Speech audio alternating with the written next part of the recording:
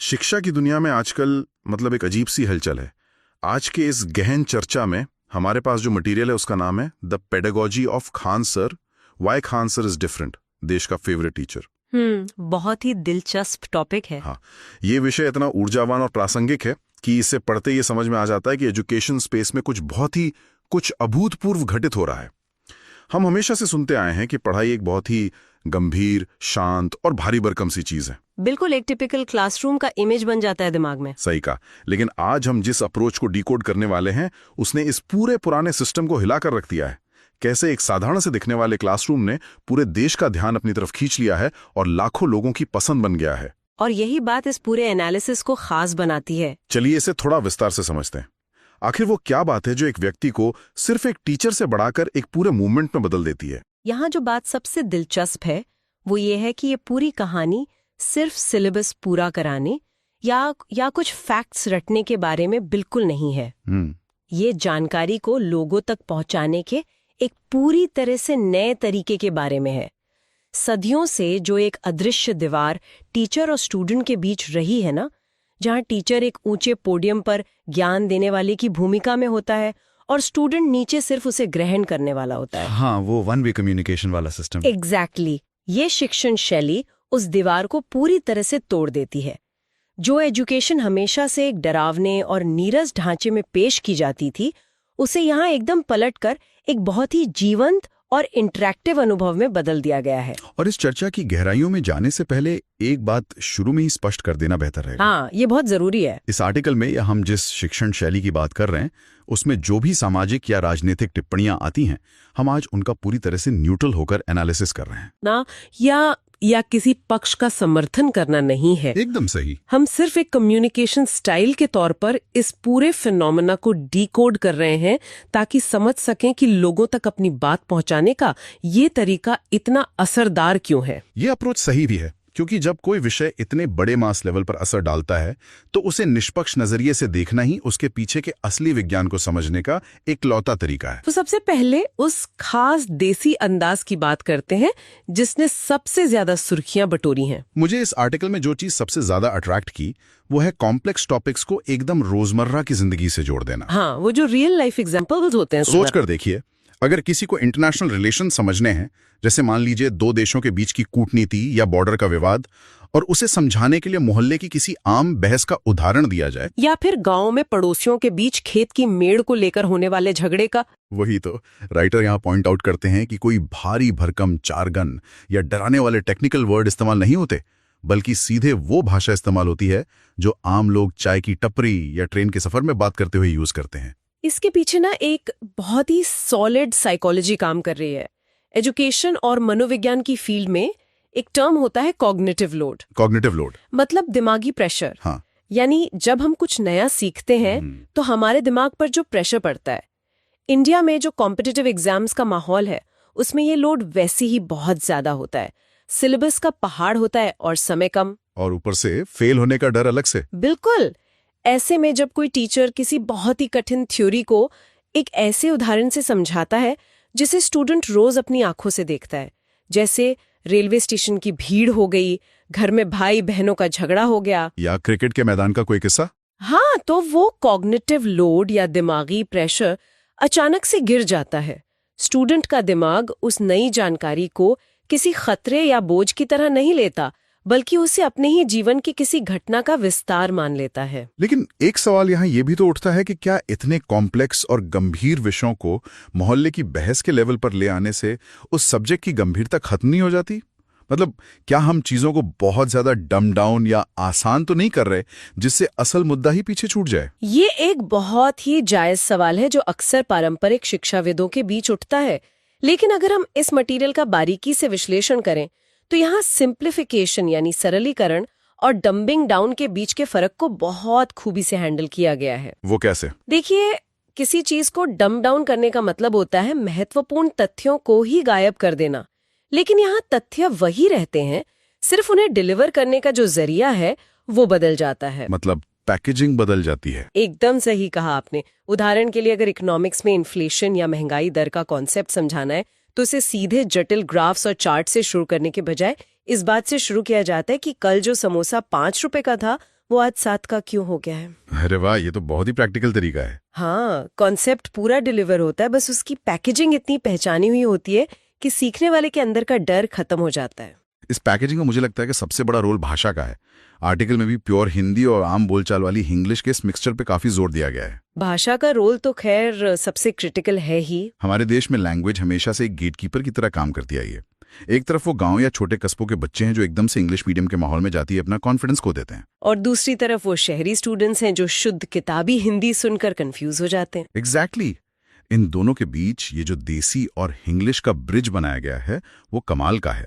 और ये ब्रिज इसलिए भी बहुत महत्वपूर्ण है क्योंकि इंडिया में लाखों बच्चों के लिए भाषा अक्सर शिक्षा में एक बहुत बड़ी बाधा बन जाती है। कई बार ऐसा होता है कि बच्चा उस विषय में कमजोर नहीं होता, बल्कि वो उस भाषा से स्ट्रगल कर रहा होता है। हाँ, वो सिर्फ उस भाषा से संघर्ष कर रहा होता है जिसमें वो विषय पढ़ाया जा रहा है।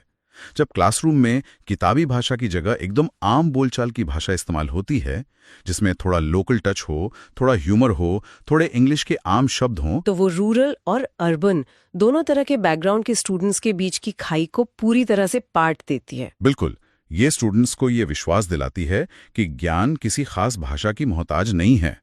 यह समावेशन यानी इंक्लूजन का एक बहुत ही व्यवहारिक रूप है, जहां क्लास में बैठे हर बच्चे को ये महसूस कराया जाता है कि ये ज्ञान उसी के लिए है। सही कहा। और शायद यही वजह है कि इस मटेरियल में स्टूडेंट फर्स्ट माइंडसेट यानी छात्र प्रथम दृष्टिकोण की इतनी गहरी चर्चा की गई है। हाँ, ये बात सीधा कनेक्ट करती है।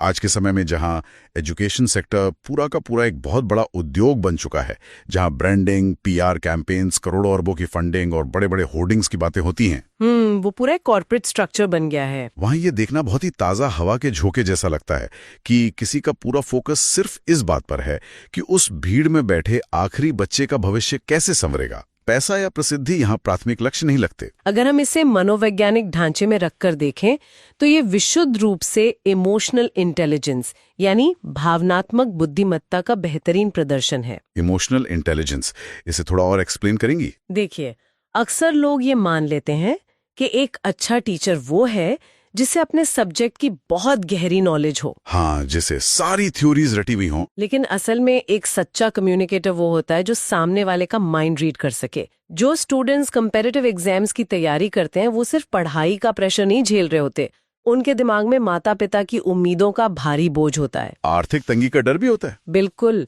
छोटे छोटे कमरों में रहकर लगातार मिलने वाली असफलताओं से उपजी गहरी निराशा और फ्रस्ट्रेशन भी होती है। तो मतलब यहाँ एक तरह से टीचर का रोल सिर्फ पढ़ाना नहीं, बल्कि एक मेंटर या एक मनोवैज्ञानिक सपोर्ट सिस्टम बनना भी है, क्योंकि स्रोत में ये क्लियरली मेंशन है कि क्लासरूम में बच्चों के उस डर और उस कुंठा को इग्नोर नहीं किया जाता। हाँ, बल्कि उसे सीधे तौर पर संबोधित किया जाता है। जब एक कम्युनिकेटर मंच पर खड़े होकर सिर्फ फैक्ट्स नहीं उगल रहा होता, बल्कि वो बच्चों की उन असुरक्षाओं और उस संघर्ष के बारे में बात करता है, तो वो एक ऐसा गहरा जुड़ाव पैदा करता है जिसे कोई भी करोड़ों की ब्रांडिंग नहीं खरीद सकती। एकदम सही। वो जानता है कि कब क्लास का माहौल बहुत भारी और तनावपूर्ण हो गया है, बच्चे थक गए हैं, और कब अचानक से कोई लोकल किस्सा या कोई हल्की फुल्की बात छेड़नी है जिससे वो सारा स्ट्रेस कम हो जाए। इसे ही सही मायनों में इमोशनल इंटेलिजेंस कहते हैं। अपने दर्शकों या छात्रों की मानसिक स्थिति के हिसाब से खुद को लगातार ढालना। और इसी से जुड़ा एक और बहुत बड़ा फैक्टर है सादगी का। हाँ, इस चर्चा में जो एक और बात बहुत प्रमुखता से उभर कर सामने आ रही है वो है शिक्षा में सादगी और कम लागत की क्रांति। हम इंटरनेट पर अक्सर देखते हैं कि बहुत सारे मोटिवेशनल वीडियोस में एक अजीब सा बनावटी उत्साह होता है। महंगे कपड़े पहनकर जोर जोर से चिल्लाकर एक ड्रामा क्रिएट किया जाता है। एकदम एक आर्टिफिशियल मोटिवेशन ड्रामा खड़ा किया जाता है। लेकिन इस शिक्षण शैली में किसी भी तरह के दिखावे यानी शो ऑफ के लिए कोई जगह नहीं है। एकदम साधारण कपड़े, एक बहुत ही नॉर्मल सी लाइफस्टाइल और काम करने का बहुत ही सहज तरीका। अगर हम इसे बड़े परिदृश्य से जोड़ें तो ये समझना महत्वपूर्ण है कि ऐतिहासिक रूप से उच्च गुणवत्ता वाली प्रतियोगी शिक्षा पर हमेशा से एक खास एलीट वर्ग का ही कब्जा रहा है। वो लोग जो बड़े शहरों में जाकर भारी भरकम फीस चुका सकते हैं। हाँ, लेकिन ये सादगी सिर्फ एक व्यक्तिगत पसंद नहीं है, ये एक बहुत बड़ा आर्थिक मॉडल है। जब आप दिखावे पर, पीआर पर या अपनी larger than life image maintain करने पर पैसा नहीं बहाते, तो आप शिक्षा की लागत को आश्चर्यजनक रूप से कम रख पाते हैं। ये एक बहुत ही पावरफुल इंसाइट है। मतलब जो कॉस्ट कटिंग या सस्ता मॉडल है वो सीधा इस बात से जुड़ा है कि फालतू का दिखावा नहीं है। बिल्कुल, ये कम लागत और मुफ्त संसाधनों का मॉडल शिक्षा को एक खास वर्ग के एकाधिकार से निकालकर मास लेवल यानी आम जनता तक पहुंचाने की एक बहुत बड़ी क्रांति है। जो बच्चा किसी दूर दराज के गांव में बैठा है, जिसके पास शायद किताबें खरीदने तक के पैसे मुश्किल से जोड़ पाते हैं, वो भी अब उसी क्वालिटी की एजुकेशन पा रहा है जो कभी सिर्फ महानगरों के महंगे संस्थानों तक सीमित थी। ये असल में शिक्षा का लोकतंत्रीकरण है। और ये सादगी छात्रों के साथ एक और गहरे स्तर पर जुड़ती है। जब एक छात्र देखता है कि उसका मार्गदर्शन करने वाला व्यक्ति भी उसी के तरह एक साधारण जीवन जी रहा है, तो उसके मन में बैठा वो इन्फीरियोरिटी कॉम्प्लेक्स या हीन भावना खत्म हो जाती है। उसे लगता है कि सफलता पाने के लिए बहुत हाई फाई होने की जरूरत नहीं है। हाँ, या अपनी असलियत छुपाने की जरूरत नहीं है। ये उनकी अपनी पृष्ठभूमि और उनके अपने मिडिल क्लास संघर्षों को एक तरह की मान्यता देता है। मिडिल क्लास संघर्षों की बात निकली है तो इस स्रोत में एक और बहुत ही दिलचस्प संतुलन की बात की गई है, परीक्षा और जीवन का संतुलन। ये पॉइंट बहुत क्रूशियल है। आमतौर पर प्रतियोगी परीक्षाओं की तैयारी करवाने वाले संस्थान लेजर शार्प फोकस रखते हैं कि बस परीक्षा कैसे पास की जाए, कौन सी ट्रिक्स अपनाई जाएं, कैसे सवालों को जल्दी हल किया जाए। उनका पूरा फोकस सिर्फ कट ऑफ क्लियर कराने पर होता है। लेकिन यहां बात सिर्फ प्रतियोगी परीक्षाओं तक सीमित नहीं है। स्रोत के अनुसार ये शिक्षण शैली समाज, देश और करंट अफेयर्स की एक बहुत ही वास्तविक और जमीनी समझ विकसित करती है। देशभक्ति, जमीनी हकीकत और समाज के मुद्दों पर खुलकर बात होती है। और इसी बिंदु पर एक बहुत ही महत्वपूर्ण संचार रणनीति सामने आती है। शिक्षा प्रणाली, नीतियों और समाज पर बेबाक और निडर राय रखना। जैसा कि हमने शुरुआत में भी स्पष्ट किया था, हम यहाँ किसी भी राजनीतिक या वैचारिक पक्ष का मूल्यांकन नहीं कर रहे हैं। बिल्कुल, हम सिर्फ संचार के एक टूल के रूप में इसका एनालिसिस कर रहे हैं। जब कोई शिक्षक व्यवस्था की कमियों पर या नीतियों पर खुलकर और बिना डरे अपनी बात रखता है, तो वो छात्रों के सामने एक बहुत मजबूत आदर्श प्रस्तुत कर रहा होता है। वो सिर्फ किताबी बातें करने वाला व्यक्ति नहीं रह जाता, वो रियल वर्ल्ड की बात करने वाला इंसान बन जाता है। सही कहा। क्या हम ये निष्कर्ष निकाल सकते हैं कि ये अप्रोच एक छात्र को सिर्फ एक एग्जाम पास करने वाली मशीन नहीं, बल्कि एक जागरूक नागरिक बना रही है? एकदम सटीक बात है। क्योंकि आखिर में आप जिस सिस्टम का हिस्सा बनने जा रहे हैं, अगर आपको उसकी असली सच्चाई ही नहीं पता, तो उस पढ़ाई का क्या फायदा? जब क्लास में समाज के संघर्षों, अंतर्राष्ट्रीय कूटनीति या जमीनी हकीकत को वास्तविक जीवन से जोड़कर डिस्कस किया जाता है, तो छात्र का नजरिया बड़ा होता है।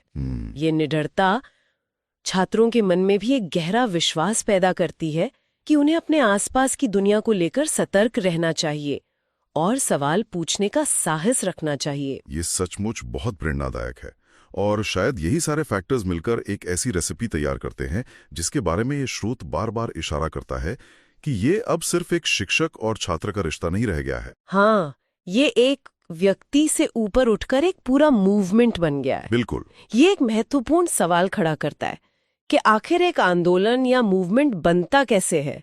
कोई भी विचार सिर्फ लोकप्रिय होने से आंदोलन नहीं बन जाता। तो फिर वो टर्निंग पॉइंट क्या होता है? जब कोई विचार लोगों के दैनिक संघर्षों को एक आवाज दे दे, जब वो उन्हें ये महसूस कराए कि ज्ञान पाना कोई विशेषाधिकार नहीं है, बल्कि ये उनका हक है और ये हक उन्हें पूरे आत्मसम्मान के साथ मिलना चाहिए। एकदम। तब वो विचार एक व्यक्ति की पहचान से बड़ा होकर एक मानसिकता या माइंडसेट बन जाता है। यहाँ ये माइंडसेट निरंतर सीखते रहने और अपने बैकग्राउंड पर गर्व करने का है। तो अगर हम इस पूरी गहन चर्चा के मुख्य बिंदुओं को एक साथ समेटने की कोशिश करें, तो यह स्पष्ट हो जाता है कि ज्ञान कितना भी जटिल क्यों ना हो, अगर उसे सही देसी अंदाज, सुलभ भाषा और एक सच्चे भावनात्मक जुड़ाव के साथ परोसा जाए, तो वो हर किसी तक पहुंच सकता है। सस्ती शिक्षा और छात्रों को सबसे ऊपर रखने वाली इस अप्रोच ने शिक्षा के क्षेत्र में सफलता का एक बिल्कुल नया पैमाना तय कर दिया है। सीखने वालों के लिए इसका सबसे बड़ा अर्थ यही है कि शिक्षा केवल रटने या इम्तिहान पास करने की कोई यांत्रिक प्रक्रिया नहीं है। बिल्कुल, ये जीवन के वास्तविक अनुभवों से जुड़ने, अपने समाज को गहराई से समझने और अपने अंदर के डर को जीतकर आगे बढ़ने की प्रक्रिया है। जब ज्ञान को जीवन की सच्चाइयों के साथ जोड़ दिया जाता है, तो वो केवल एक सूचना नहीं रहता, वो एक ताकत बन जाता है। और यही ताकत एक अच्छे समाज का निर्माण करती है। ज्ञान का असली मकसद ही यही है कि वो जीवन को बेहतर और मजबूत बनाए। आज के इस एनालिसिस ने सच में शिक्षा को देखने का एक बहुत ही नया नजरिया दिया है। वाकई, ये बहुत ही इंसाइटफुल रहा। लेकिन इस चर्चा का समापन करते हुए एक बहुत ही दिलचस्प और विचारोत्तेजक सवाल है जो इस पूरे विषय से उभर कर आता है। स्रोत सामग्री हमें बताती है कि कैसे इस नई और सरल शैली ने लाखों लोगों को प्रभावित किया है। लेकिन अगर भविष्य में शिक्षा की पहुंच इतनी ही सरल, सस्ती और आम जीवन से जुड़ी हुई हो जाए, तो क्या भविष्य में हमारी पारंपरिक शिक्षा प्रणाली और भारी भरकम फीस लेने वाले उन बड़े बड़े शिक्षण संस्थानों को अपना पूरा ढांचा और पढ़ाने का वो पुराना उबाऊ तरीका बदलने पर मजबूर नहीं होना पड़ेगा? ये वाकई एक ऐसा सवाल है जिस पर गहराई से विचार किया जाना चाहिए, क्योंकि ये आने वाले समय में शिक्षा की पूरी दिशा बदल सकता है। एकदम सही। इस सवाल पर विचार जरूर होना चाहिए। आज की इस गहन चर्चा में बस इतना ही। एक नए विषय और कुछ नई जानकारियों के साथ हम फिर इसी तरह ज्ञान के नए पहलुओं को समझने की कोशिश करेंगे। तब तक के लिए सीखने का ये सिलसिला हमेशा जारी रहना चाहिए। अलविदा।